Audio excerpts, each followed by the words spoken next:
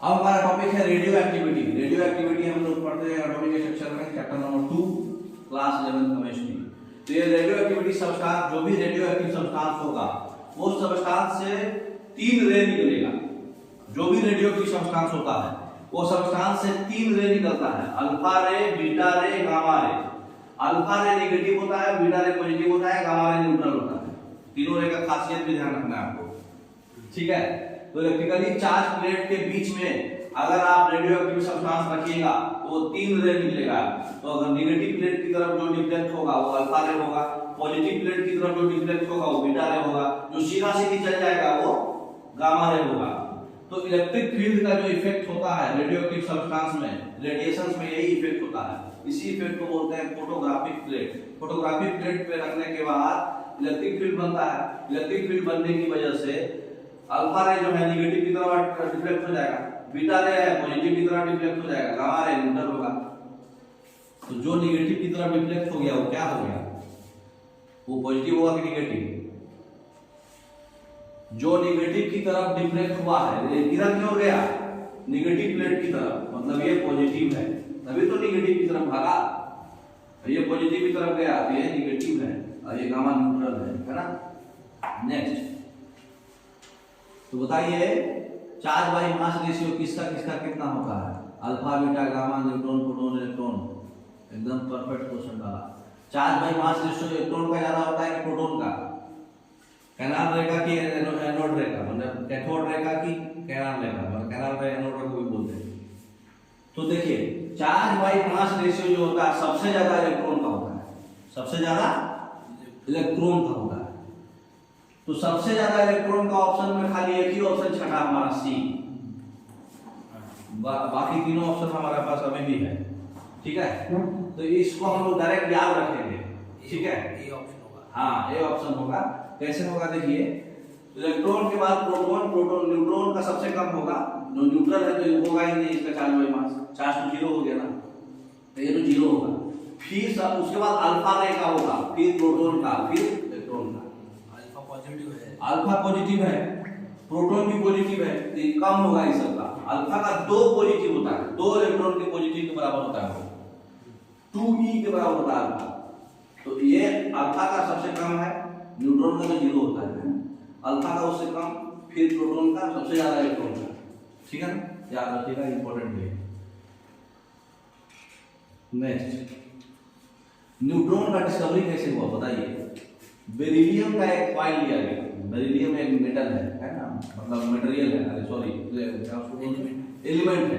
तो बेरिलियम का एक कॉइल लिया गया, जैसे गोल्ड का पतला सा कॉइल होता है ना, उसी तरह से बेरिलियम का कॉइल लिया गया और उसको अल्फा पार्टिकल से बॉम्बार्डमेंट कराया गया। पोलोनियम से लाइट भेजा गया तो अल्फा पार्टिकल निकला, और अल्फा पार्टिकल जब बेरिलियम से टकरा के जो निकला वो न्यूट्रॉन निकला, ठीक है। जब बेरिलियम से अल्फा पार्टिकल का बॉम्बार्डमेंट हुआ तो अल्फा पार्टिकल जब बेरिलियम से टकराने के बाद जो ये लाल कलर जो हरा कलर हो गया वो क्या हो गया, न्यूट्रॉन हो गया। जेम्स चाडविक साहब ये किए थे, इसीलिए जेम्स चाडविक को बोला जाता है न्यूट्रॉन के डिस्कवरर, है ना, 1932 में किए थे। नेक्स्ट तो न्यूट्रॉन का डिस्कवरी हुआ, बेरिलियम में से अल्फा पार्टिकल निकल गया। अल्फा पार्टिकल का 2 चार्ज होता है, बताया था आपको, एटॉमिक नंबर 2 होगा, मास नंबर इसका 4 होगा। इसमें से 2 कम जाएगा, मास भी 4 कम जाएगा, अरे सॉरी जुट जाएगा, बॉम्बार्डमेंट किए, मिला उसको, 4 और 6 हो गया, मास नंबर 13 हो जाएगा। 13 में से क्या करा, एक न्यूट्रॉन का जो मास नंबर है वो निकल जाता है, खाली 6 और कार्बन खाली बचता है, तो कार्बन और न्यूट्रॉन निकलता है। तो क्या हुआ, हमारा मास नंबर कितना हो गया, 9 और 4 13, और एटॉमिक नंबर कितना हो गया, 4 और 2 6, 6 और 13 बनना था लेकिन 6 और 12 बना। इसका मतलब कोई ऐसा पार्टिकल निकला है जिसका मास नंबर 1 है और एटॉमिक नंबर 0 है, मतलब इलेक्ट्रॉन प्रोटॉन नहीं है उसमें, तो वही न्यूट्रॉन बोला गया उसको। ये उसमें न्यूट्रल है, वो उसमें ना इलेक्ट्रॉन है ना प्रोटॉन है, मास नंबर है उसमें, है ना। नेक्स्ट बताइए क्वेश्चन है आपके पास, न्यूट्रॉन की डिस्कवरी करते समय किस मेटल का बॉम्बार्डमेंट किया गया था अल्फा पार्टिकल के साथ? अभी कौन सा मेटल पढ़े हम लोग, बेरिलियम, बी ऑप्शन, है ना।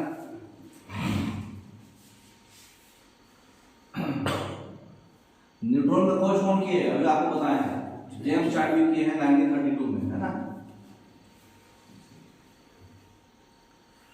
बताइए इसका बेरिलियम में नंबर ऑफ न्यूट्रॉन्स कितना होगा? तो देखिए जो नीचे लिखा होता है उसको बोलते हैं एटॉमिक नंबर, जेड से रिप्रेजेंट करते हैं, और जो ऊपर लिखा होता है इसको बोलते हैं मास नंबर। दोनों में जो डिफरेंस होता है यही नंबर ऑफ न्यूट्रॉन होता है। तो 9 में से 4 जाएगा, कितना बचेगा? 5। तो 5 आपका न्यूट्रॉन है, ठीक है। सी ऑप्शन, उसको ए से रिप्रेजेंट करते हैं। न्यूट्रॉन का प्रॉपर्टी क्या है? जीरो चार्ज है ना, पार्टिकल की तरह ये भी बिहेव करता है। इसके बाद कोई अट्रैक्शन नहीं होगा चार्ज प्लेट में क्योंकि जीरो चार्ज है। इसका भी मास प्रोटॉन के मास बराबर होता है, ठीक है, याद रखिए एक बार। तो बताइए न्यूट्रॉन का चार्ज कितना होगा? जीरो। अभी पढ़े हम, जीरो, कोई चार्ज नहीं होता, न्यूट्रल होता है। Next, being neutral, neutron gets attracted towards, किधर अट्रैक्ट होगा? न्यूट्रल है तो न्यूट्रल की तरफ ही होगा, पॉजिटिव नेगेटिव थोड़ी है वो। सी, अब जो हिजरा है वो थोड़ी कोई लड़का और लड़की की तरफ अट्रैक्ट होगा, अट्रैक्ट नहीं करेगा ना, जीरो नन ऑफ दिस। हां, कहीं पे भी नहीं करेगा, मतलब थोड़ी हिजरा आपस में, दो हिजरे आपस में अट्रैक्ट करेंगे ना, लड़कों से ना लड़कियों से, कहीं भी नहीं, खाली ताली बजाएंगे दोनों। तो सब एटॉमिक पार्टिकल में देखिए एक जगह सब लिखा हुआ है, ये आपको याद रखना है, इसलिए एक जगह लिखा हुआ है, समझे? एक जगह क्यों लिखा हुआ है? क्योंकि आपको ये याद रखना है। मास ऑफ इलेक्ट्रॉन 9.1, ये पूरा 00 नहीं, खाली पॉइंट के बाद एक डिजिट याद रखिए, चाहे 2 डिजिट रखिए, है ना। 9.1 into 10 to the power minus 31 kg, proton का 1.67 10 power 47, ये दोनों सेम ही होंगे, ठीक है। ये 672 है, 674 होता है। रिलेटिव मास जैसा है 1 के बराबर है इसका, इसका जो है ज्यादा। एटॉमिक मास यूनिट भी याद रखना है, चार्ज भी याद रखना है, रिलेटिव चार्ज भी याद रखना है, ये डाटा आपको याद रखना है, इसमें हम कुछ भी नहीं कर सकते, एक जगह कंपाइल करके दे दिए, यही गनीमत है आपका, ठीक है। नेक्स्ट, अगला टॉपिक है हमारा थॉमसन एटॉमिक मॉडल। तो न्यूट्रॉन के बारे में सब कुछ अच्छे से समझ गए, ओके, थैंक यू।